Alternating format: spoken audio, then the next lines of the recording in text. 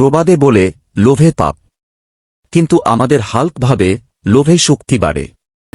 এই জন্যই একা একাই পুরো বাজার কিনতে এসেছে সে। কিন্তু শেষে পাপ নয়, ভাঙল দোকান, অতি চালাকের গলায় দড়ি। এই কথাটা হাল্ক কখনো শোনেনি। চায়ের দোকানে এসে ভাবে সবাইকে বোকা বানাবে, কিন্তু চালাকি করতে গিয়েই আজ নিজেই ধরা খেল হাল্ক। যার 10টা ছেলে তার কোনো দুঃখ নাই। প্রবাদটা ঠিকই আছে, কিন্তু যখন 10টা বাচ্চাই হাল্কের ঘাড়ে চড়ে বসে, তখন বোঝা যায় দুঃখ না থাকলেও কোমর ব্যথা থাকে।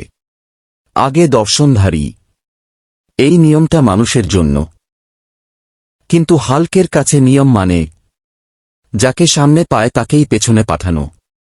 লাইন ভেঙে ঢুকে পড়ায় আজ সবাই হাল্কের উপর রেগে আগুন।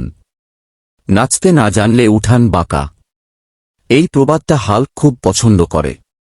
নাচ করতে গিয়ে পড়ে গিয়ে বলে, দোষ আমার না, উঠানটাই বাঁকা।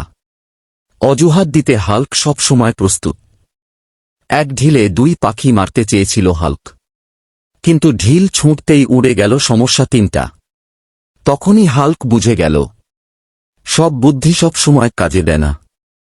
দুষ্ট গরুর চেয়ে শূন্য গোয়াল ভালো, এই কথাটা গ্রামবাসী আগেই জানত। হাল্ক যখন রেগে যায় সবাই দূরে সরে দাঁড়ায়। হাল্কও বুঝে যায় রাগ কমালেই ভালো, বেশি বুঝতে গেলে ক্ষতি। এই সত্যটা হাল্ক শিখল কঠিনভাবে। নিজেই সব ঠিক করতে গিয়ে সবচেয়ে বড় ভুলটা করল সে। তবুও হাল্ক হাল ছাড়ে না। যেমন কর্ম তেমন ফল। আজ এই প্রবাদটা হাল্ক নিজের চোখে দেখল। যা করেছে তার ফল ফিরে এসেছে। মাথা নিচু করে হাল্ক বলল, ভুল হয়ে গেছে। শেষ ভালো যার, সব ভালো তার।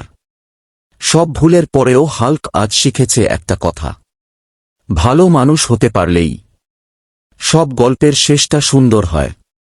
এইভাবেই আজকের গল্প শেষ।